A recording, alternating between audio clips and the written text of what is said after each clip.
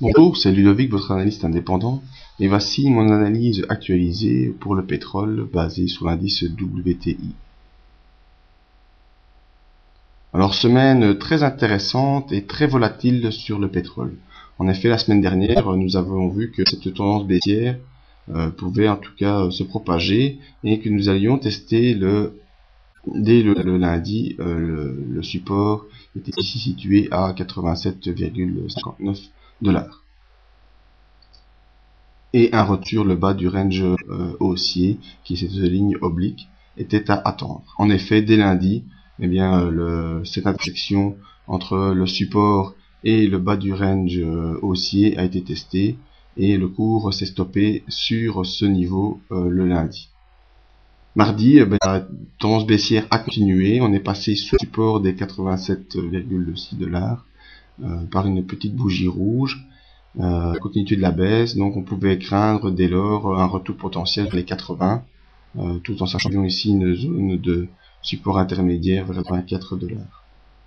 Alors, phénomène courant en analyse graphique, on a pu assister le mercredi à un pullback, c'est-à-dire que certains haussiers convaincus voyant le cours s'enfoncer sous le support ont voulu faire des achats et on est revenu au contact du support qui était devenu une résistance au 87,62 à 80,62 $.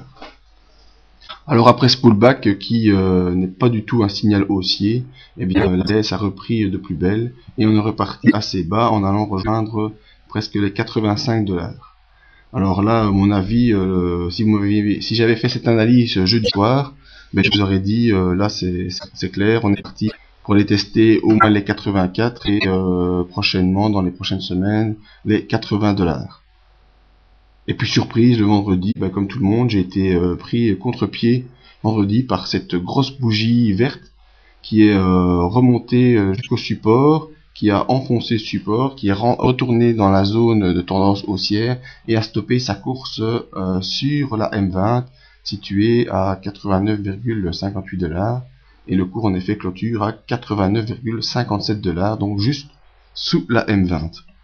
Alors c'est surprenant. J'ai pas toujours d'explication graphique à ce qui se produit. Ici c'est un contre-pied franc tendance. Il faudra attendre à mon sens les prochaines semaines pour voir vers où nous emmène ce contre-pied. Alors voyons comme chaque semaine les indicateurs. Mais ici l'indicateur MACD qui est l'indicateur des tendances moyen terme. On voit que le CD est toujours sous son signal, le signal étant en bleu, l'indicateur en vert.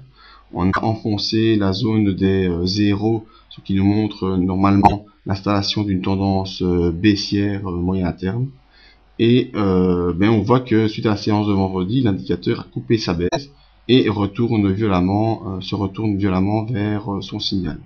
Enfin, il est toujours sous son signal, il est toujours sous zéro. Donc par rapport à cet indicateur, on peut toujours estimer que la tendance est baissière. Le stochastique, lui, qui montre les impulsions d'achat et de vente, on voit qu'on était en impulsion de vente depuis le milieu de 2 semaines, c'est-à-dire la semaine du 17 janvier, et cette impulsion baissière nous a mené jusqu'à un plus bas ici sous les 20 points, qui est une zone de survente.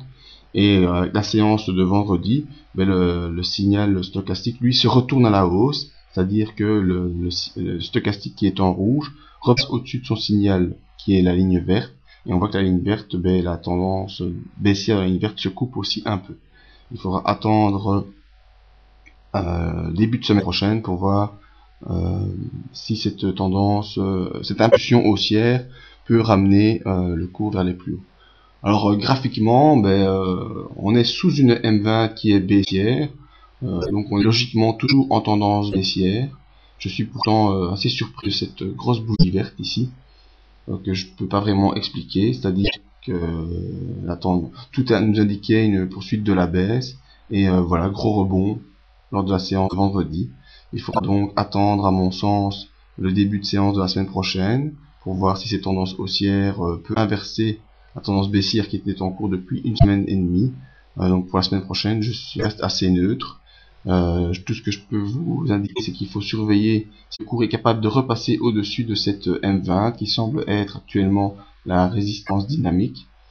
et s'il peut conserver le range haussier, c'est-à-dire ne pas à nouveau lancer, parce que bon, on est ici pris en étau entre cette M20 baissière, le range haussier et ce support à 87,62 $.